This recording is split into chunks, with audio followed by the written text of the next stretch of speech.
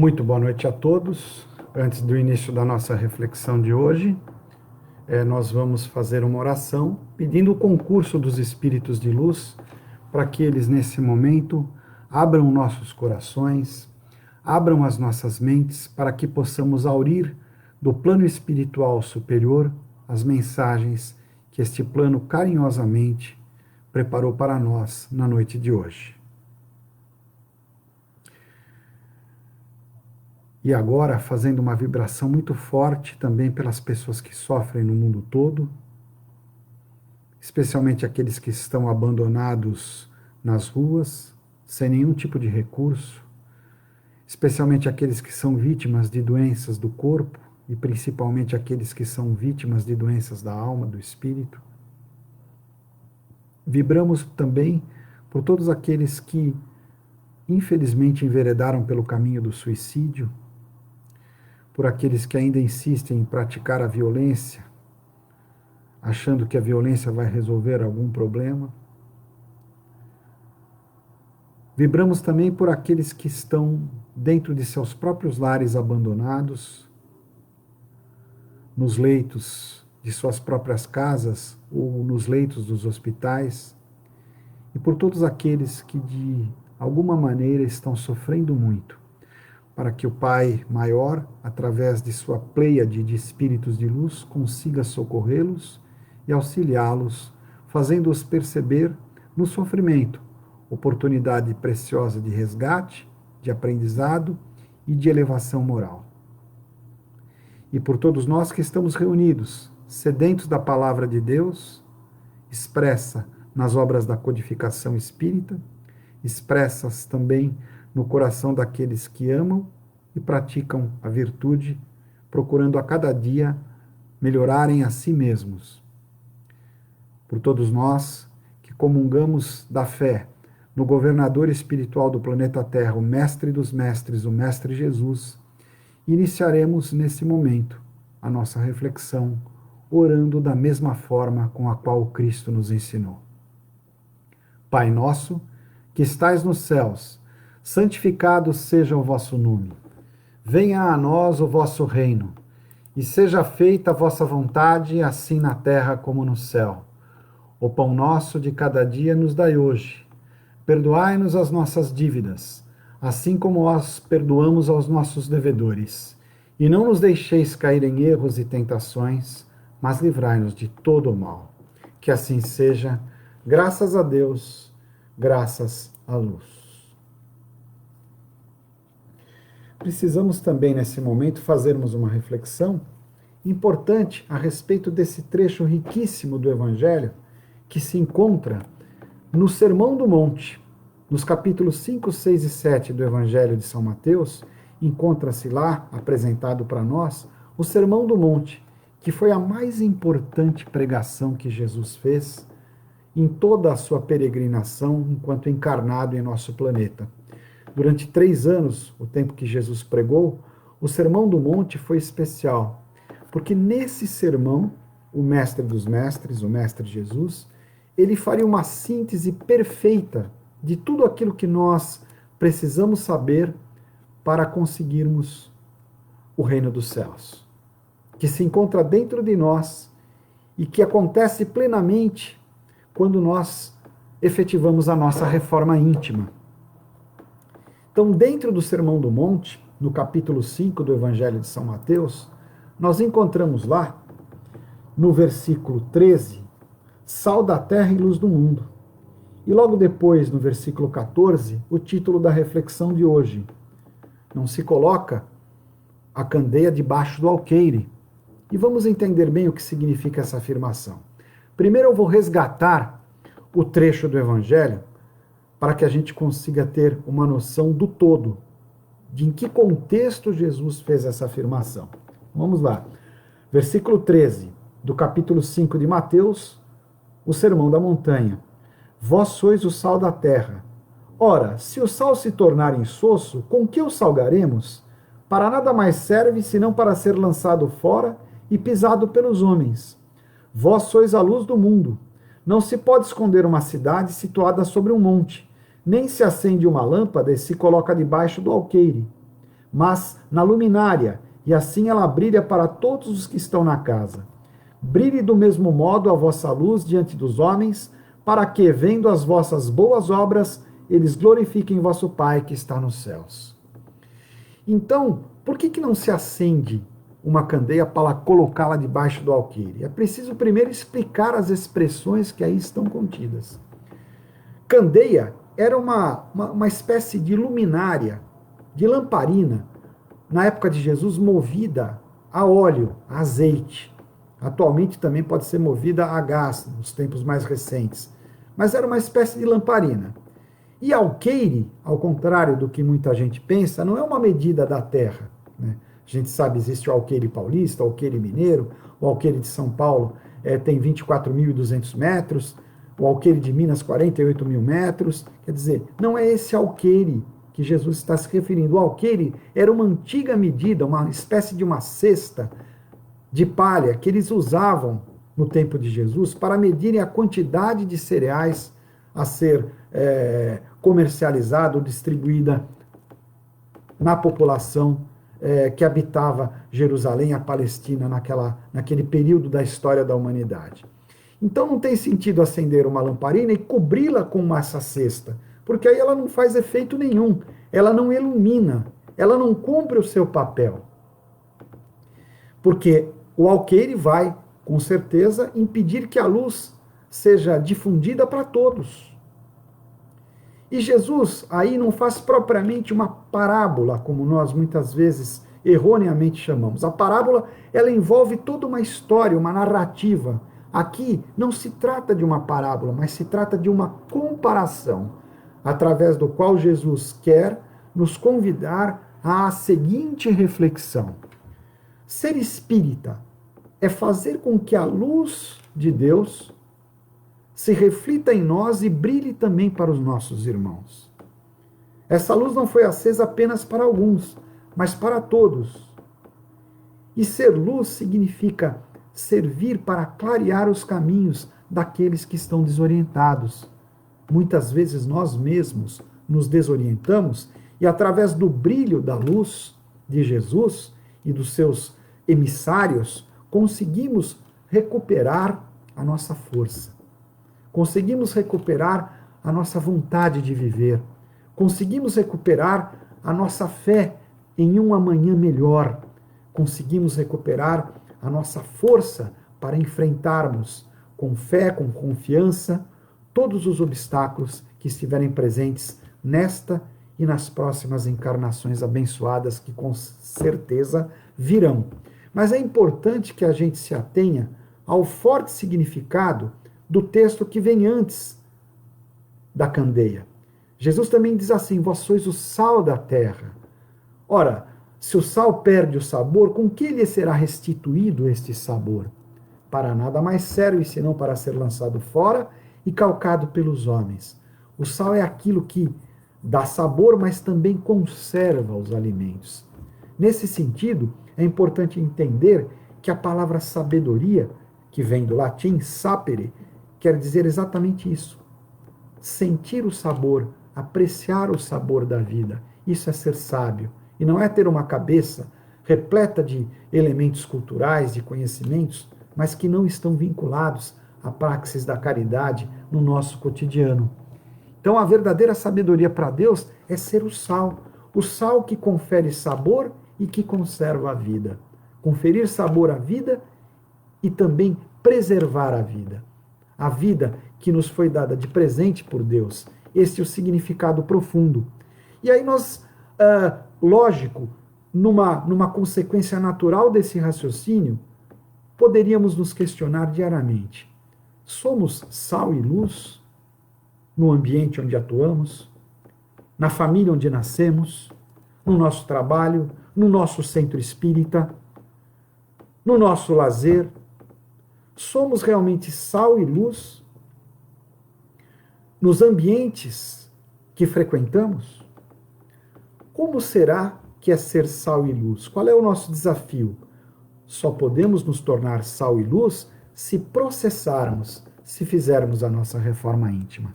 E aqui vem uma observação preciosa. não é obra para ser feita em apenas uma encarnação.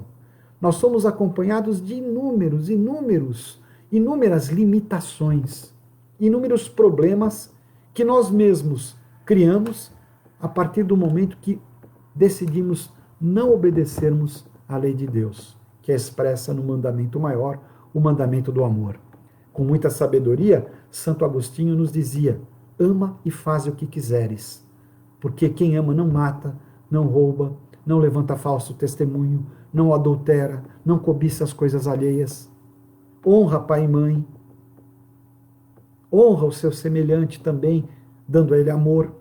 Todos os mandamentos, os 10 mandamentos do Decálogo, oferecidos a Moisés em contato mediúnico célebre, narrado nas Sagradas Escrituras, foram sintetizados na lei do amor.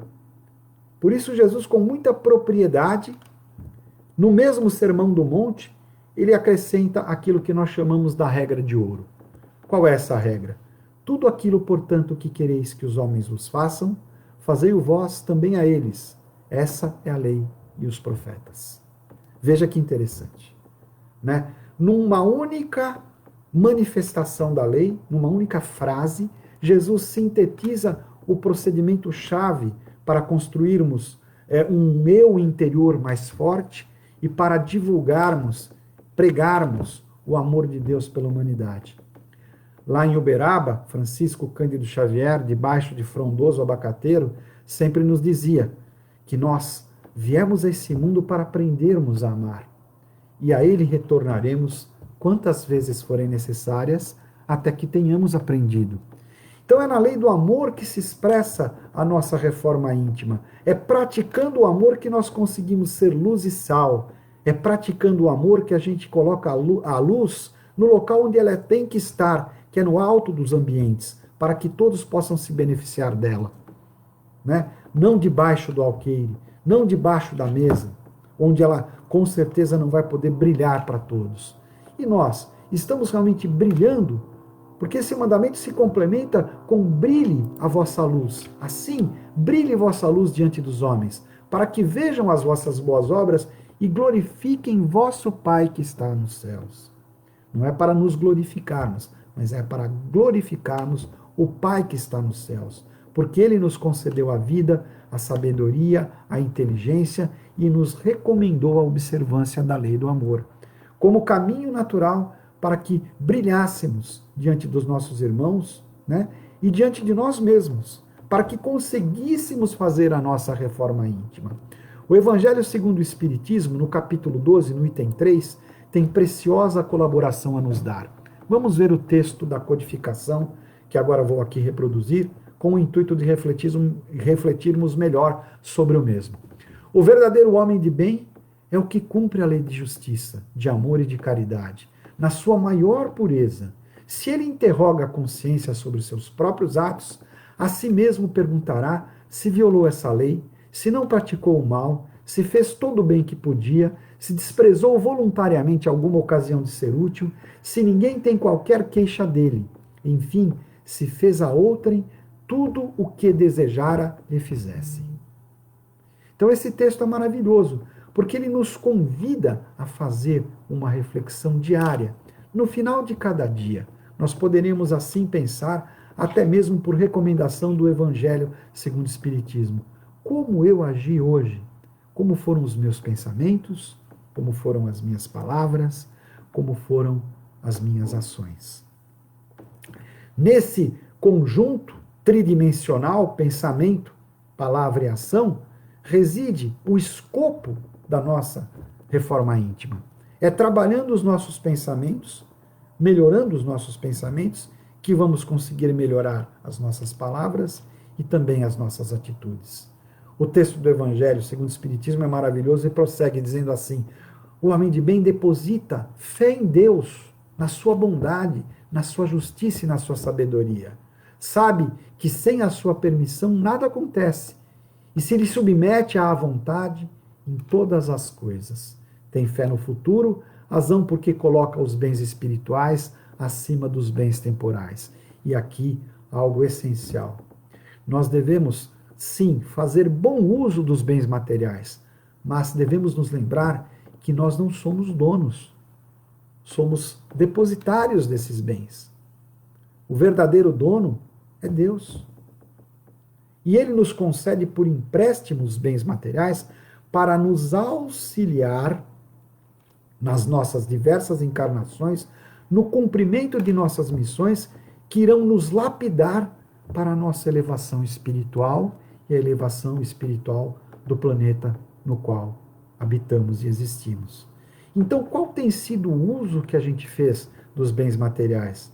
Nós vivemos em função desses bens, apenas para conseguirmos esses bens, ou nós usamos esses bens de uma forma sábia, no auxílio ao próximo, na praxis da caridade, para também nos enriquecermos espiritualmente, moralmente? Qual tem sido a nossa relação com a matéria? Somos verdadeiramente crentes na promessa de Jesus, que o reino dele não era desse mundo e continua não sendo? O reino está no plano espiritual e aqui é uma escola de difícil aprendizado pela qual temos que passar para que consigamos a nossa elevação? Temos realmente fé de que isso é verdade ou ainda somos seres muito apegados à matéria? E daí a nossa dificuldade de entender aquilo que não é material. Diz Exupéry, na sua formosa, maravilhosa, linda obra, né, O Pequeno Príncipe, que o essencial é invisível aos olhos. É aquilo que os olhos muitas vezes não veem, mas que o coração sente em toda a sua magnitude. Qual tem sido a nossa relação com a nossa dimensão espiritual? Qual tem sido o valor que nós temos dado a isso? Porque para ser luz é preciso se valorizar aquilo que realmente tem valor maior para Deus, e não é a matéria. A matéria serve apenas como instrumento da nossa transição do plano material para o plano espiritual, nos ajuda na nossa caminhada, mas não é o nosso objetivo final. Usamos a matéria, sim, e precisamos dela para a manutenção da nossa dignidade de seres humanos enquanto encarnados. Mas uma vez desencarnados, nada levamos.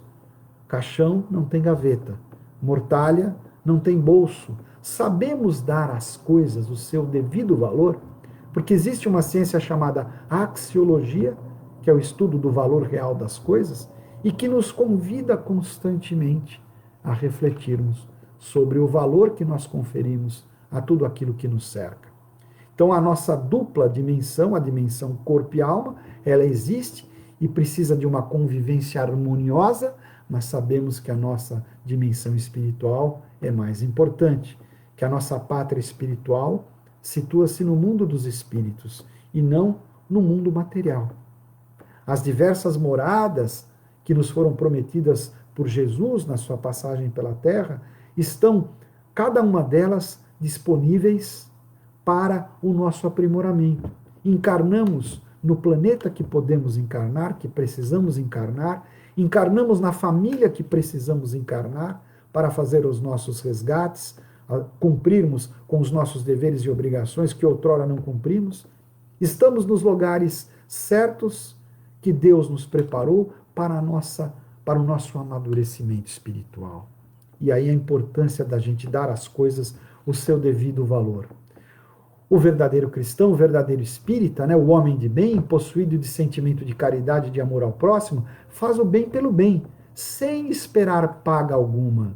Retribui o mal com o bem, toma a defesa do fraco contra o forte e sacrifica sempre seus interesses à justiça.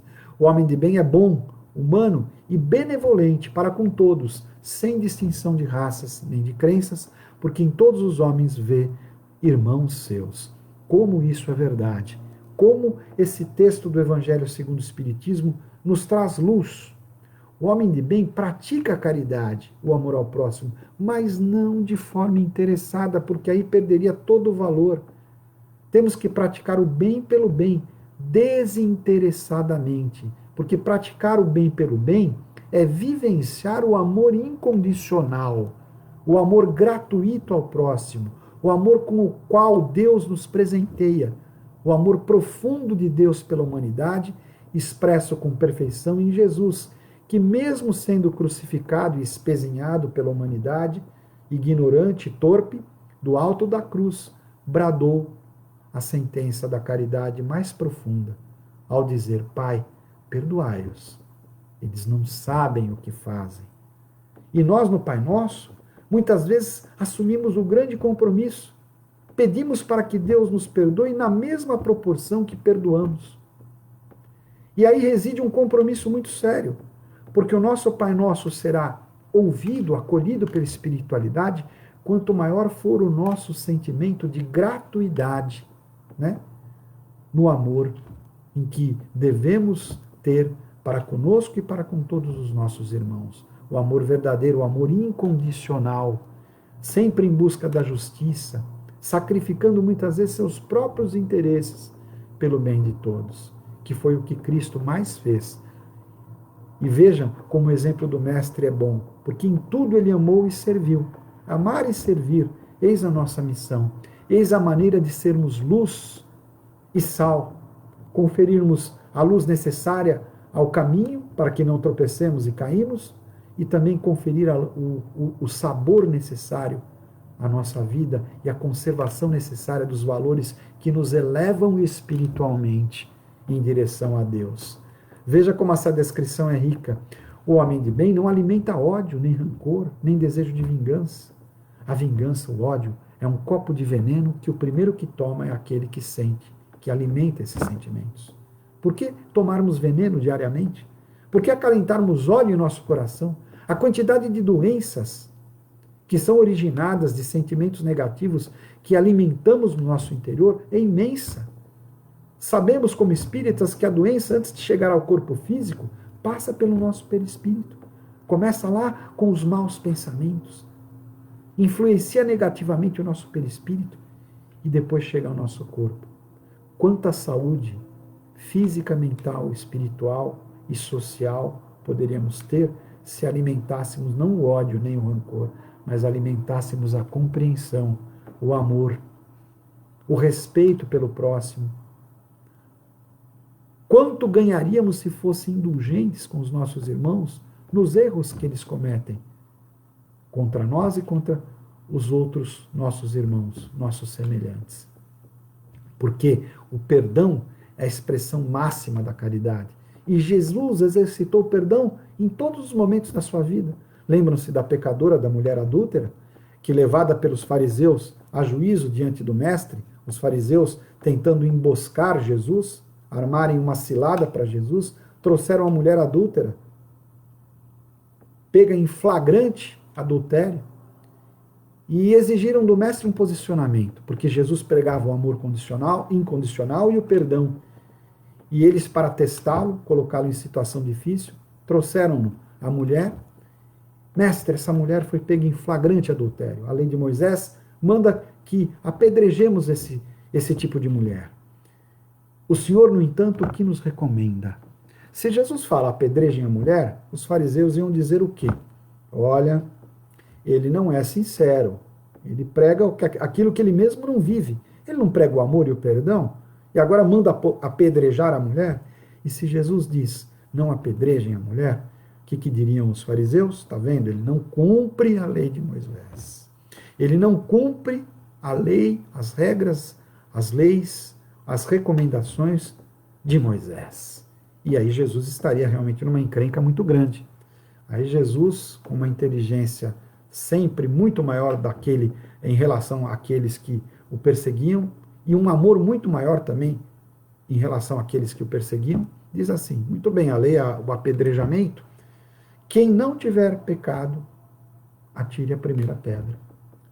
E aí ele demonstra mais uma vez a dimensão do amor, e quando ele diz isso, ele se abaixa ao chão e com o dedo começa a escrever na areia, no chão. E dizem os estudiosos da Bíblia que naquele gesto, Jesus ao se abaixar e a começar a escrever com o dedo no chão, ele estava escrevendo os erros, as limitações, os gravíssimos problemas, as dívidas espirituais, né, que aqueles seres que estavam querendo apedrejar a mulher tinham. E aí nos narram as escrituras que um por um, ao verem o que Jesus escrevia na areia, começaram a se retirar, envergonhados, cobertos de vergonha. Assim também nós, quando julgamos nossos irmãos. Porque o que esperamos de um grande juiz? que ele tenha moral para julgar. E um juiz, para ter moral para julgar, precisa ter inteligência, sabedoria e coerência. Ele mesmo precisa ser praticante da lei que apregou. E aqueles que estavam ali não podiam em nenhum momento praticar o apedrejamento, porque também eles eram devedores. Não poderiam dar sequência à lei de Moisés no seu rigor, típico daquela época, porque eles também eram devedores. Havia também, portanto, uma grande hipocrisia, porque eles não eram nem juízes sábios e nem juízes coerentes. Por isso vem a recomendação maior de Jesus para que não julguemos, porque com os mesmos critérios que julgarmos, seremos julgados. Somente Deus é juiz e tem a perfeição para nos julgar. E Jesus, o espírito mais evoluído que já encarnou no planeta Terra, poderia também ter exercido o seu direito de julgar. Ele era um rabino, ele era um líder da comunidade judaica, uma pessoa respeitada e benquista pelas populações, mas nem ele, Jesus, julgou, ousou julgar a mulher. Apenas lhe deu uma sábia recomendação, dada à mulher e a todos nós hoje. Vá, mas não tornes a pecar. Veja o exemplo grande de perdão que Jesus dá. E outro grande momento de Jesus foi quando ele, logo ao desencarnar, desce às regiões umbralinas para resgatar a alma de Judas Iscariotes, que estava sofrendo no umbral, arrependidíssimo de ter cometido a traição que cometeu com Jesus. E mais uma vez, desce o mestre às regiões umbralinas para socorrer o seu amigo Judas, que o havia traído, dando o maior exemplo de perdão que nós podemos ter de um homem que perdoa os seus próprios traidores, aqueles que os traíram. De um homem que, encarnado entre nós, refletiu não a nossa humanidade, mas toda a divindade foi refletida em Jesus com o seu exemplo de indulgência, de amor incondicional e de perdão. Jesus também sabe que os homens que se propõem a ser luz são aqueles que estudam as suas próprias imperfeições. No mesmo Sermão da Montanha, do qual extraímos o trecho para a reflexão de hoje, está escrito ali também com muita clareza, né, que bem-aventurados são os puros de coração, porque verão a Deus. Eu acrescento este outro trecho para a nossa reflexão, porque Cair Bar Schutel, um dos mais importantes pensadores do Espiritismo, que nos explicou bem a doutrina, as parábolas e ensinos de Jesus, é o livro do Cair Bar, nos diz lá que adquirirmos a pureza de coração é obra não de dezenas, nem de centenas, mas é obra de milhares de encarnações.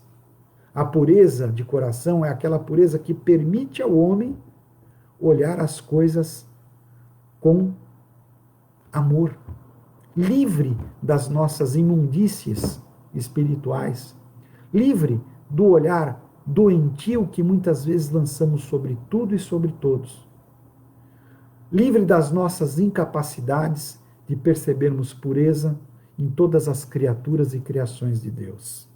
E isso não é obra para uma encarnação. Demora muito. Nem João Batista, aquele que, segundo Jesus, dentre os nascidos de mulher, foi o maior de todos encarnados entre nós, nem João Batista logrou o benefício de ver a Deus. Portanto, se nem João Batista conseguiu isso, imagine a nossa distância da verdadeira pureza de coração, né? Bem-aventurados os puros de coração, porque verão a Deus. Somente espíritos de uma grande elevação conseguem isso. Em mundos felizes, em mundos divinos, onde esse tipo de espírito com certeza encontra a sua verdadeira morada. Mas é trabalho constante de milhares de encarnações a grande obra de construirmos em nós a pureza de coração. Tão difícil. O verdadeiro espírita, né, no capítulo 12 do Evangelho ao Espiritismo, no item 4, também é aquele homem que busca uma nova moral. Que nova moral é essa? A moral não pautada nos nossos interesses próprios, a moral não pautada no nosso egoísmo, mas a moral pautada no amor.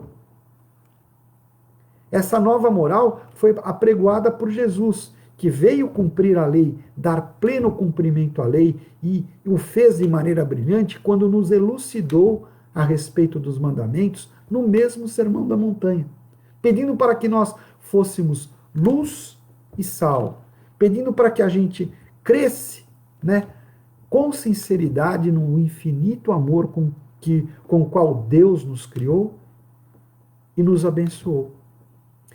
O verdadeiro espírita é tocado no coração pelo que inabalável se lhe torna a fé. Essa frase é do Evangelho segundo o Espiritismo.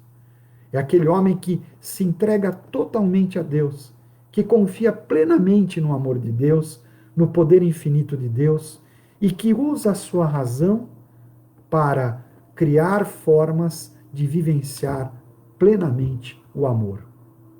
Porque Deus é amor. E se somos filhos de Deus, fomos plasmados no amor. E devemos, com amor, também plasmarmos todas as nossas atitudes, os nossos pensamentos e as nossas palavras. Reconhece-se o verdadeiro espírita, diz o Evangelho segundo o Espiritismo, pela sua transformação moral e pelos esforços que emprega para domar as suas más inclinações. Veja, muita gente diz que é preciso ser santo para servir.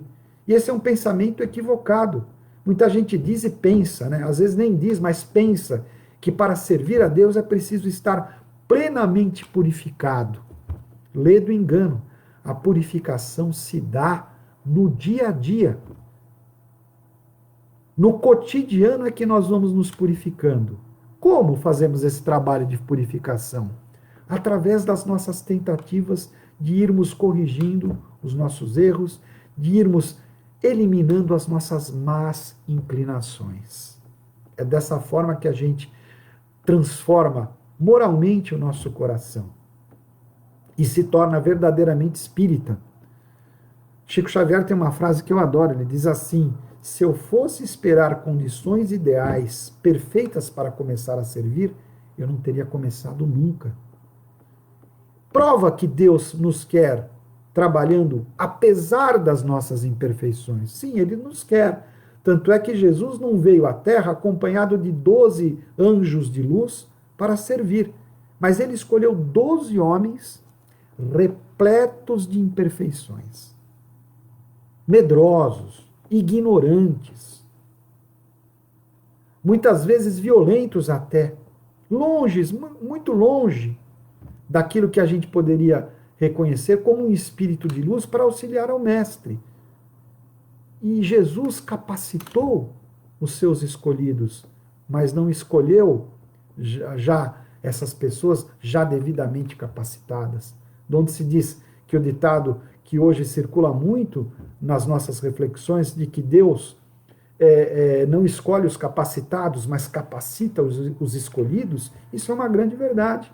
A prova maior é Jesus. Ele capacitou os seus discípulos, não num passe de mágica, não de uma hora para outra, mas durante um longo e penoso aprendizado.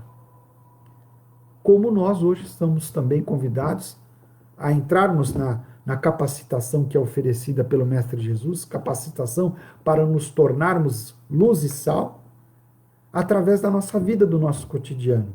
Então é preciso servir com aquilo que temos e somos, incondicionalmente, procurando sempre melhorar, sempre dar o melhor de si. O verdadeiro espírita brilha para todos com os quais convive, encarnados e desencarnados, porque nele habita a luz de Deus e dos espíritos superiores, e porque por meio dele se reflete toda a humanidade, iluminando a todos para que trilhem com segurança o caminho do amor, da fraternidade, da caridade, fora do qual não encontramos a salvação. Texto maravilhoso do Evangelho segundo o Espiritismo. Eu ouso também incrementar o nosso pensamento de hoje, a nossa reflexão, com o livro Fonte Viva, de autoria de Emmanuel, na psicografia abençoada de Francisco Cândido Xavier, a lição número 105, que nos diz assim: se nos compenetrarmos, pois, da lição do Cristo, interessados em acompanhá-lo, é indispensável a nossa disposição de doar as nossas forças na atividade incessante do bem, para que a boa nova brilhe na senda de redenção para todos. Cristão sem espírito de sacrifício é lâmpada morta no santuário do Evangelho. Vou repetir: cristão sem espírito de sacrifício é lâmpada morta no santuário do Evangelho. É preciso muito sacrifício. E a palavra sacrifício, sacrifatio, do latim, quer dizer exatamente isso: tornar sagrado, tornar alguma atividade para nós sagrada. Sacrifício é isso. Quando nós tornamos uma atividade, por mais difícil que ela seja, sagrada para nós, importante para nós. O espírito de sacrifício é essencial. Abnegação, favorecimento do nosso irmão, amor incondicional é o que fortalece a nossa alma, o nosso espírito e nos prepara para um futuro de muita felicidade no reino daqueles que já aprenderam a amar, daqueles que estão hoje não gozando de uma condição plena de felicidade, morando nos mundos de luz, nos mundos divinos apenas, mas que já são espíritos de luz, mas que se encontram constantemente ajudando aos irmãos mais necessitados nas diversas moradas, nos diversos planetas nos quais Deus promove para nós escolas de aprendizagem do amor, escolas de aprendizagem da verdadeira sabedoria que liberta, nos eleva e nos torna seres realmente de luz. E aí a necessidade de brilharmos, porque é na praxis efetiva do Evangelho, na vivência dos mandamentos de Jesus, que vamos crescendo espiritualmente. E eu gostaria de aqui lançar uma breve reflexão de um texto que eu vou usar para finalizar a nossa conversa, o nosso diálogo maravilhoso de hoje. Ele é intitulado Privilégio e se encontra no livro Momentos de Ouro, escrito por diversos espíritos. Esse texto em particular, o Privilégio, é de autoria de Emmanuel. Eu vou ousar repeti-lo na íntegra para vocês, porque nele reside uma grande lição, ou muitas grandes lições. Diz assim Emmanuel, através da psicografia de Chico Xavier: muitos companheiros perdem tempo e oportunidade de elevação espiritual, declarando-se inabilitados para as boas obras. Fogem da oração, recusam preleções de natureza religiosa, evitam templos da fé ou afirmam-se demasiado imperfeitos para cogitar de assuntos e tarefas em ligação com o nome de Deus. Entretanto, anotemos o contrassenso. Nós, os espíritos encarnados e desencarnados em evolução na Terra, não estamos procurando aprender a servir ao próximo, porque tenhamos bastante maturidade para isso, mas justamente porque sem aprender a ciência da fraternidade, não alcançaremos a verdadeira condição humana por dentro da própria alma. Não nos achamos na lavoura da beneficência, porque já sejamos generosos, mas unicamente para adquirir a prática da benemerência espontânea que ainda não possuímos.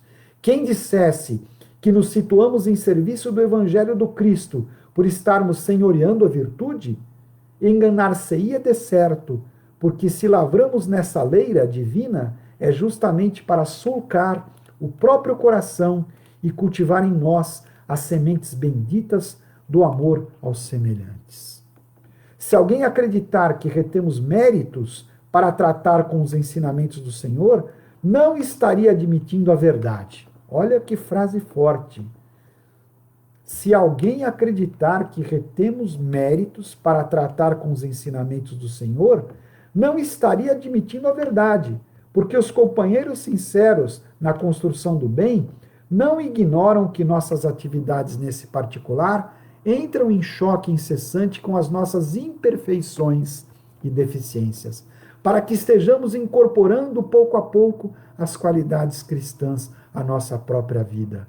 Não estamos falando na grandeza e na misericórdia do Senhor, porque já sejamos bons, e sim porque Deus é infinitamente bom para conosco, permitindo-nos agir para conquistar finalmente a felicidade de sermos bons e humildes na causa universal do bem eterno. É claro que isso não é obra de uma encarnação, mas de muitas encarnações, lutas e esforços para a nossa melhoria. E fechando o texto de forma perfeita, eu diria, de forma incomparável, diz-nos Emmanuel: expostas às nossas realidades autênticas, não digas que carrega as imperfeições e defeitos, fraquezas e deficiências para deixar de servir. Não usa isso como desculpa. Não faça isso. Porque para melhorar-nos e educar-nos é que Deus nos concedeu o privilégio de trabalhar. Então, nós que estamos trabalhando na seara bendita do Mestre Jesus, façamos agora, para encerrar, uma oração de sincero agradecimento. Pedindo a Deus que nos dê a humildade de reconhecermos os nossos erros, mas pedindo a Deus que não sejam os nossos erros as desculpas que vamos dar para não insistirmos na nossa reforma íntima, para não insistirmos e trabalharmos com determinação pela nossa elevação espiritual, para não trabalharmos e servirmos com determinação e amor no coração para todos os nossos irmãos. Não usemos as nossas imperfeições como desculpas para não sermos sal e luz. Daí o título da nossa reflexão. Não se acende a candeia para colocá-la debaixo do alqueire, não se acende uma lâmpada para escondê-la debaixo da mesa, mas colocamos no alto da casa para que ela brilhe para todo mundo. Brilhemos assim para todos aqueles com os quais Deus nos concede a bênção de estarmos caminhando juntos, que fazem parte das nossas encarnações abençoadas. Sejamos luz para todos, mas para sermos luz é necessário esse trabalho constante de paciência, de resignação, na luta constante contra as nossas imperfeições e contra tudo aquilo que nos afasta da convivência pacífica e fraterna com todos os nossos irmãos e com o nosso Pai maior, com o nosso Criador, que é só amor, só bondade, só generosidade, só caridade, justiça e paz. Que assim seja, graças a Deus, graças a Jesus.